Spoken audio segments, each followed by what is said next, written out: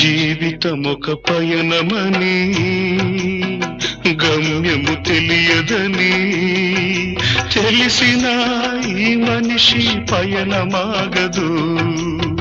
జననం ధర్మమని మరణం కర్మమని తెలిసిన జనన మరణ చక్రమాగదు. మరణం తథ్యమని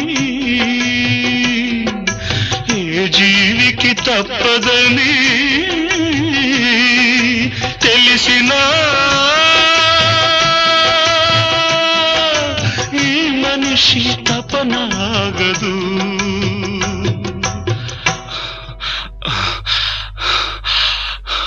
ఈ బ్రతుకు తపనాగదు. ఆగదు ఏ నిమిషము నీ కోసము.